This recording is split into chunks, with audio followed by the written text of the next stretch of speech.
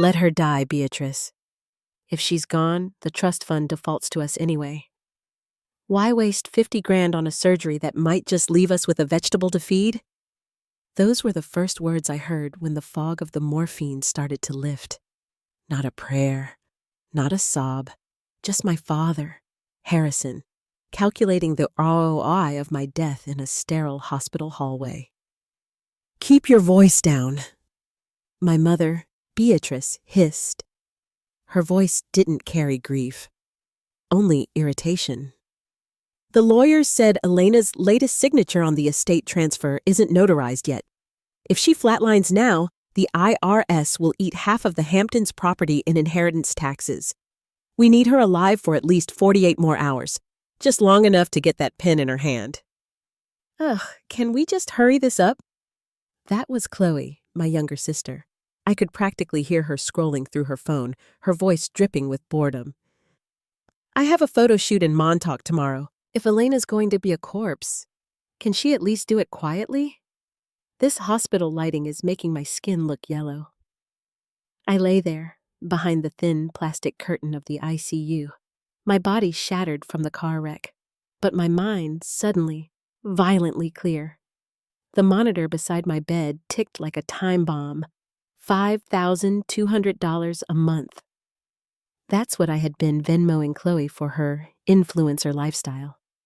$680,000. That was the total loan I'd given my parents to save the family estate, an estate they were currently trying to strip from my dying hands.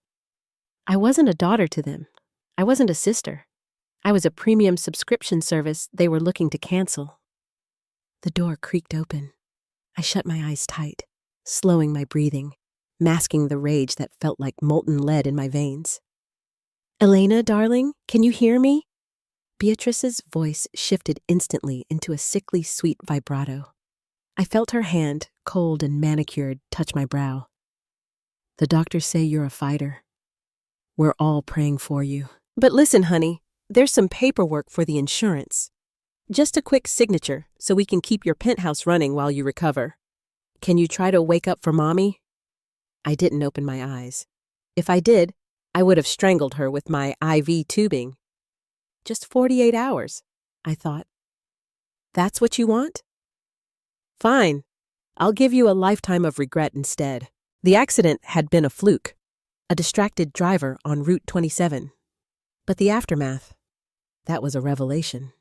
For 10 years, I had built my career as an architect, designing the glass fortresses of the elite, while my own family lived in the cracks of my hard work, devouring my soul like termites. I waited until I heard their footsteps retreat, the click-clack of Chloe's designer heels fading down the linoleum floor. The moment the door clicked shut, I opened my eyes. The fluorescent lights overhead were blinding, but the fire in my chest was brighter. I reached out with a trembling hand and grabbed my phone from the bedside table. My screen was cracked, a spider web of glass mirroring my life. I didn't call the nurse. I didn't call my family. I dialed my Uncle Arthur. "Elena?" Arthur's voice was gravelly, concerned. He was my father's estranged brother, the only one who had walked away from the family's toxic legacy decades ago. "I heard about the crash. I'm in the city. I can be there in—" "Don't come to the hospital, Arthur," I rasped, my throat feeling like I'd swallowed broken glass. "I need a lawyer, not a family lawyer. I need a shark. Someone who knows how to burn a bridge so thoroughly that not even the ashes remain." There was a long pause on the other end. "They did it, didn't they? They pushed you too far." "They didn't just push me, Arthur. They pushed me off a cliff and then complained about the mess I made on the pavement. I'm done. I want every cent of that $680,000 back. I want the deed to the Hamptons house. And I want Chloe to find out what it's like to live on a budget that doesn't include my sweat and blood." "Elena, you're hurt. You need to recover." "I am recovering." I said, a dark smile tugging at the corner of my mouth despite the pain.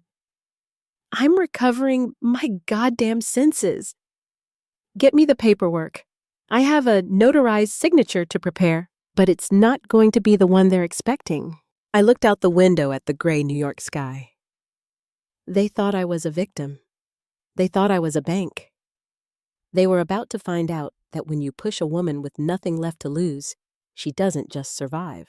The next morning, the sunlight streaming into my room at the Hamptons Memorial was too bright, too cheerful for the malice brewing in my soul.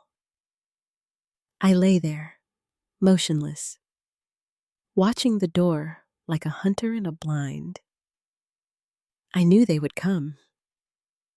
Like vultures circling a carcass, they couldn't stay away from the scent of a potential payout. When the door finally swung open, my family marched in like a funeral procession. Except they weren't mourning me. They were mourning the delay of their inheritance. "Elena, honey, you're awake!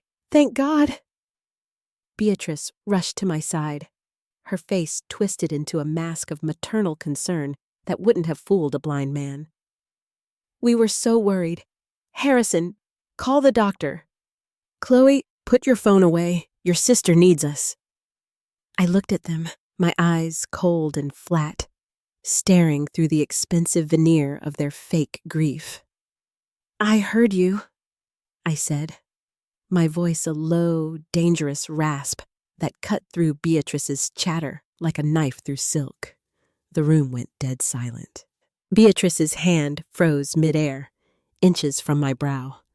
Harrison, who was reaching for his coat, turned slowly, his face draining of color.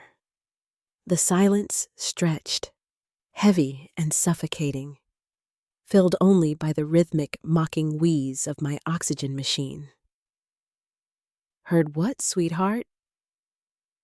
Beatrice laughed nervously, a high-pitched, fluttering sound that grated on my nerves. "You must have been dreaming. The medication they have you on is incredibly heavy, darling.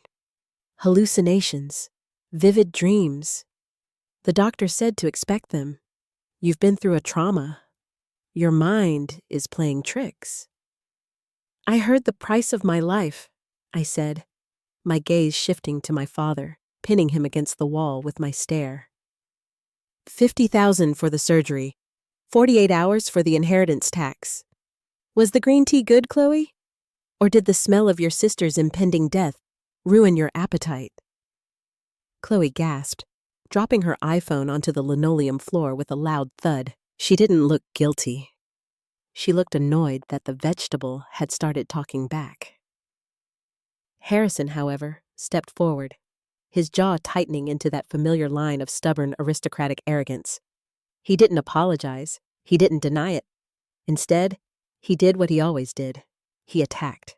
"Now listen here, Elena," he barked, dropping the facade of the grieving father. "We've had a very stressful 24 hours. We are looking out for the family's future. That $680,000 you loaned us, that's family money. It belongs to the Harrison legacy. You've been selfishly hoarding your earnings from the firm while your mother and I struggled to maintain the estate and our social standing in this community." "Selfishly hoarding?"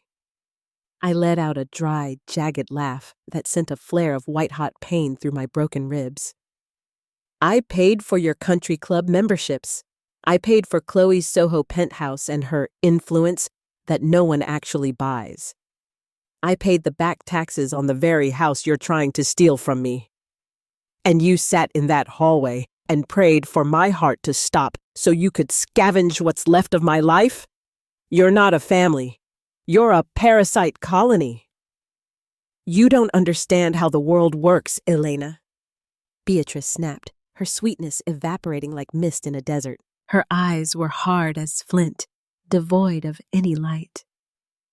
"We are the Harrisons. We have a reputation to protect.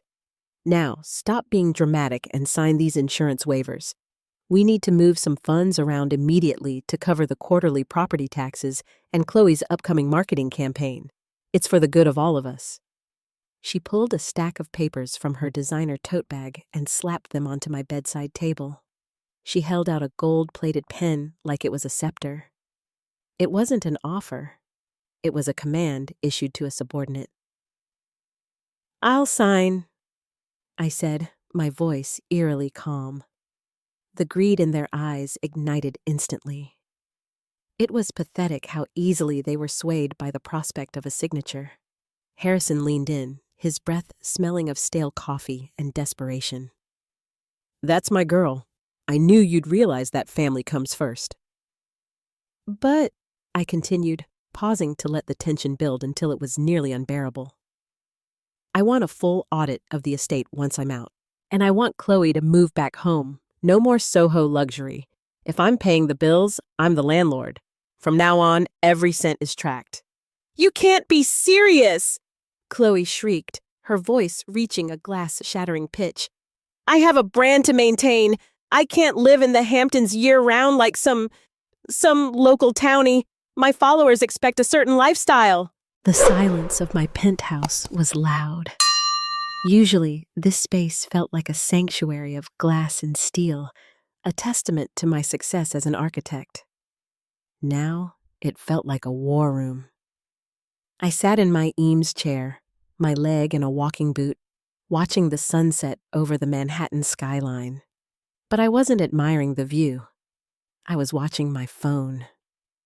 The first crack in their world appeared at 12:15 p.m. A series of frantic texts from Chloe started flooding in. "Elena, answer your phone! My card was declined at Bergdorf's. It's embarrassing. Fix it now!"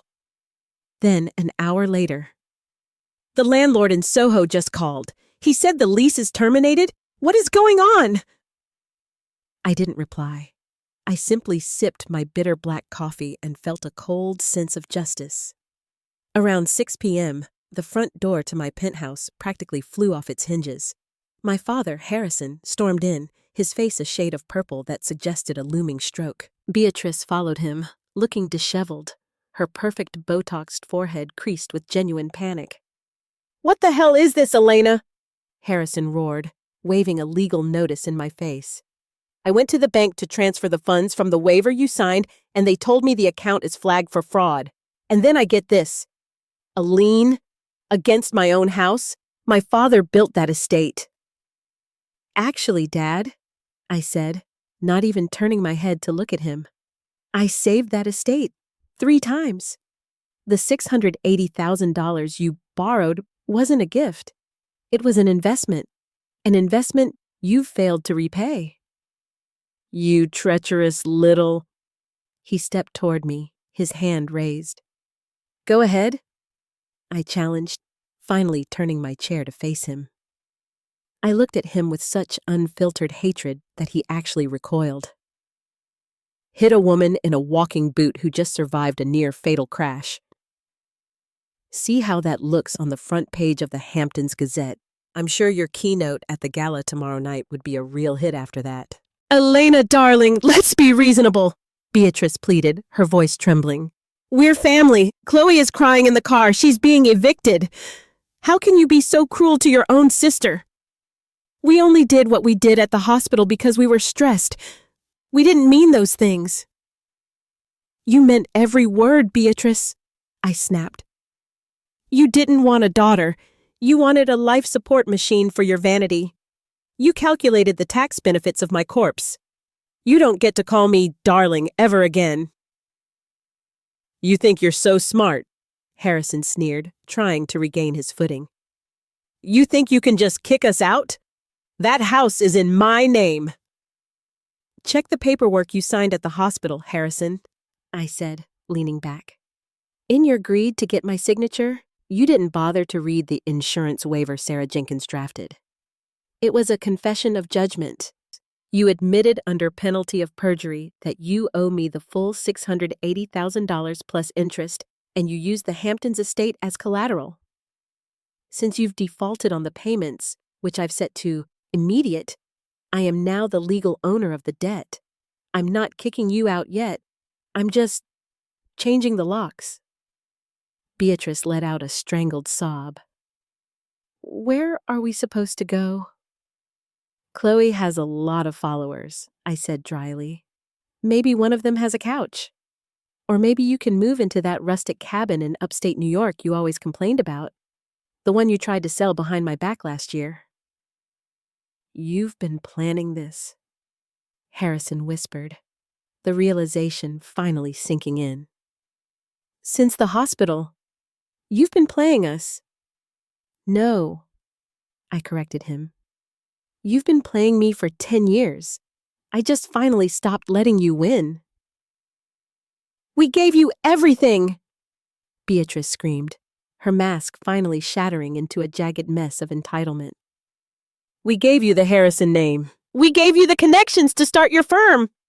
And I paid for those connections 10 times over with my blood and my sanity, I shouted back, my voice echoing through the high ceilings of the penthouse.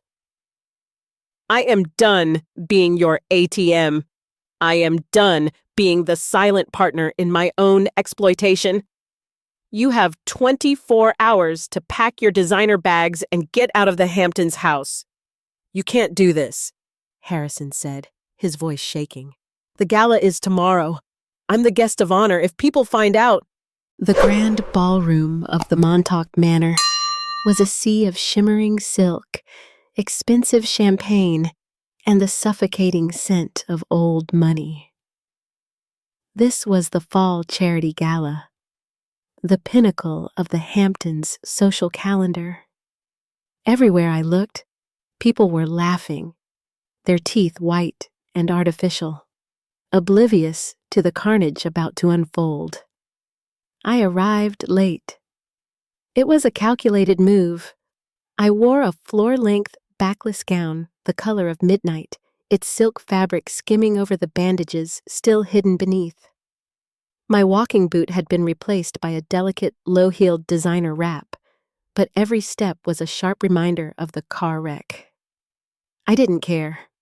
The pain kept me focused. It kept me angry. As I entered the ballroom, a hush rippled through the crowd. I was the miracle architect, the woman who had supposedly been on her deathbed just days ago. Elena, my God, you look alive, a socialite chirped, clutching her pearls. More than alive, Cynthia, I replied with a razor-thin smile. I'm awake. I scanned the room and found them. My family was huddled near the stage, trying desperately to maintain their royal status. Harrison was adjusting his tuxedo jacket, though it couldn't hide the way his hands were shaking. Beatrice was plastered with a frantic, overcompensated smile, clutching a glass of Chablis like a life buoy. Chloe stood off to the side, her face sullen, likely because she was currently using a burner phone after I cut off her primary line. When Harrison saw me, his eyes widened in terror. He thought I'd stay home. He thought I'd let him have his moment of glory before the axe fell. Ladies and gentlemen, the announcer's voice boomed over the speakers. Please welcome our keynote speaker, a man whose family name is synonymous with the history of the Hamptons, Mr. Harrison Harrison. The applause was polite, echoing through the high rafters. Harrison climbed the stairs to the podium, his movement stiff. He cleared his throat, looking out at the elite of New York. Thank you, Harrison began, his voice wavering slightly before he found his professional statesman tone. Tonight is about legacy. It's about the foundations we build for the next generation. My family and I have been through a trying time recently. My daughter Elena's accident reminded us that nothing is more important than families standing together in times of crisis. I felt a surge of bile in my throat. The audacity was breathtaking. He was using my near-death experience to polish his own tarnished image. We Harrisons, he continued, gaining confidence as the crowd nodded appreciatively, believe in the strength of our roots. It is our duty to preserve the grace of this community, just as I have preserved our family estate for my children. That's a lie, Harrison. and you know it. My voice wasn't loud, but in the sudden silence of the ballroom, it carried like a gunshot. I began to walk toward the stage, the rhythmic thud clack of my steps the only sound in the room. Harrison froze. Beatrice dropped her glass, the red wine staining the white marble floor like a fresh wound. "Elena, honey, what are you doing?" Beatrice hissed, trying to intercept me. I brushed past her as if she were a ghost. I reached the foot of the stage and looked up at the man who had calculated the cost of my burial while I was still warm. "The estate isn't yours to preserve, Dad, because as of 4 p.m. today, the deed is in my name, along with the debt you've been hiding from this entire room." A collective gasp went up from the 400 guests. Phones were already being raised. Chloe tried to run toward me, her face contorted. "You're ruining everything. Do you have any idea what this will do to my brand?" "Your brand is built on my bank account, Chloe," I said, turning to the crowd. "And the bank is closed." I pulled a small, high-powered remote from my clutch. I had spent the last 24 hours working with Arthur and the Gala's tech crew. Money talks and Arthur's money screams. I pressed the button. The massive projector screen behind Harrison, which was supposed to show a slideshow of Harrison family heritage, flickered and changed. It wasn't a heritage photo. It was a magnified, high-definition scan of the document Harrison had signed in the hospital. The words "confession of judgment" and "voluntary lien" were highlighted in glowing red. Beneath it, a spreadsheet appeared, a line-by-line audit of the $680,000 they had drained from my firm to pay for country club fees, designer handbags, and a Soho lifestyle they couldn't afford. "This is a private matter," Harrison screamed, his face turning a dangerous shade of crimson. "Turn that off! Security!" The aftermath of the gala was like a controlled demolition. In my line of work, you learn that sometimes you have to tear a structure down to its foundation before you can build something that won't collapse. As I sat in the back of Uncle Arthur's black SUV, leaving the glowing lights of the Montauk Manor behind, I watched the headlines already blooming on my phone. "Harrison legacy crumbles. Scandal at the Fall Gala. Architect Elena Harrison vindicates herself in stunning public showdown." For the first time in my life, the name Harrison didn't feel like a weight around my neck. It felt like a trophy. A week later, I stood on the manicured lawn of the Hamptons estate. It was a crisp October morning, the kind of day where the air feels like a fresh start. But the scene in front of me was anything but peaceful. A moving truck was parked in the circular driveway. Beatrice was hysterically arguing with two burly men who were carrying a Louis Vuitton trunk toward the curb. Harrison sat on a stone bench, his head in his hands, looking 20 years older than he had a week ago. The statesman was gone. Only a broken gambler remained. "You can't take that!" Beatrice shrieked, clutching a silver-framed portrait of herself. "That's a family heirloom." "Actually, Beatrice," I said, stepping onto the gravel path, my walking boot finally gone, replaced by a solid, confident stride. "Everything in that house was purchased with the funds embezzled from my firm. Technically, it's evidence, but I'm being generous. You can keep your clothes. The jewelry stays." She turned to me, her eyes bloodshot and filled with a venomous hatred. "I hope you're happy, Elena. You've destroyed us, your own flesh and blood, homeless and humiliated. How do you sleep at night?" "Better than I have in a decade," I replied coolly. "I sleep knowing that no one is stealing from me while I dream. I sleep knowing that if I ever end up in a hospital again, no one will be counting the minutes until I die." Chloe emerged from the house, carrying a designer tote bag that looked suspiciously heavy. She looked at me, her usual lip-glossed pout replaced by a trembling mask of fear. "Elena, please," Chloe whimpered. I have nowhere to go. My agency dropped me. My followers. They're mocking me. They're calling me a parasite in the comments.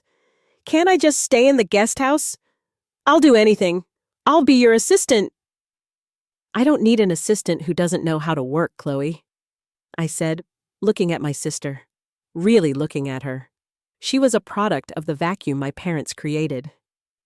I felt a flicker of pity, but it was quickly extinguished by the memory of her complaining about hospital lighting while I fought for my life. There's a small apartment in Queens. It's a studio. I've paid the first 3 months' rent for you. After that, you're on your own. There's a diner nearby that's hiring waitresses. I suggest you learn how to carry a tray. Queens? Chloe looked like I'd suggested she move to Mars. I can't live in Queens. Then sleep on the beach, I snapped. The choice is yours. Harrison finally looked up. His voice was hollow. What are you going to do with the house, Elena? It's been in the family for 3 generations. The family that built this house is dead, Dad. You killed it with your greed, I said, looking up at the grand columns and the sweeping balconies. I'm not keeping it. I've already signed the papers to donate the property to the New York Foundation for the Arts. It's going to be a retreat for young architects and designers, people who actually build things instead of just consuming them. Harrison flinched as if I'd slapped him. The house, the ultimate symbol of his fake status, was being given away to the very people he looked down upon. The limo is here, I said, pointing to a modest black sedan that had pulled up behind the moving truck. It'll take you to the city. Your new lives start today.